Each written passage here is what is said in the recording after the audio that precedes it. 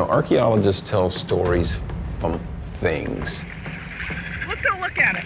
All right, we'll wait for him down there. We don't have other sources of information.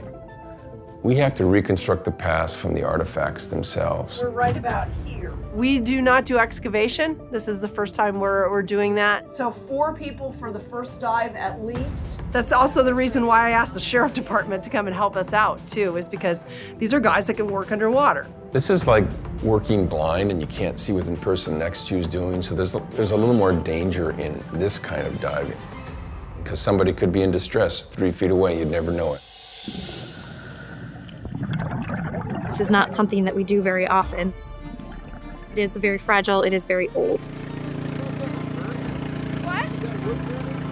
You know, you never really know what's gonna happen when you start trying to pull things up out of the water. Could that be the crack? Oh yeah, could be. This is not my artifact or my story, this is Wisconsin's story, and I'm just here to try to tell it. Divers went deep and back in time for this discovery. This is a story that probably has many stories associated to it, many chapters of a book.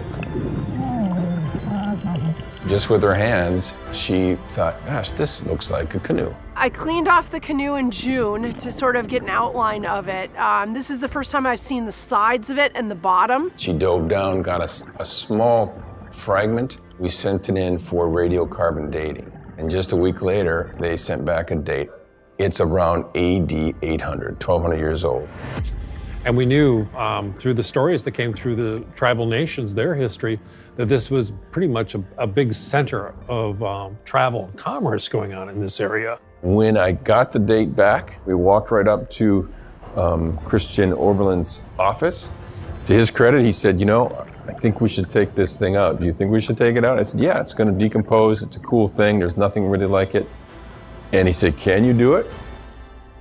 An artifact in our backyard. After 1,200 years submerged under Lake Mendota, a fishing archaeologists first learned about the canoe's existence over the summer, but it was just this month when they were able to send divers into the water to recover it.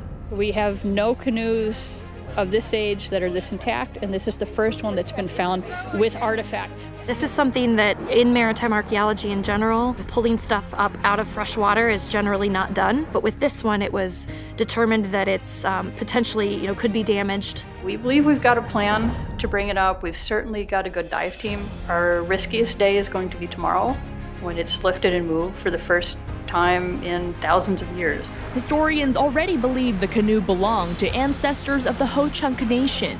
If it's going to protect and preserve history and culture of us, humankind or mankind in this area, we're totally all in support of that. How do you preserve a canoe that's that old? What do you do to keep its integrity? It's actually about a 3-year-long process. It was taken out of the water and then immediately placed into a large vat. Now it's sitting in tap water. We're gradually going to be adding some biodeterrent. If we just left it like it is, just pulled it out, it'd crack some more, fall apart, be gone forever. So this is preservation. This is museum work in progress.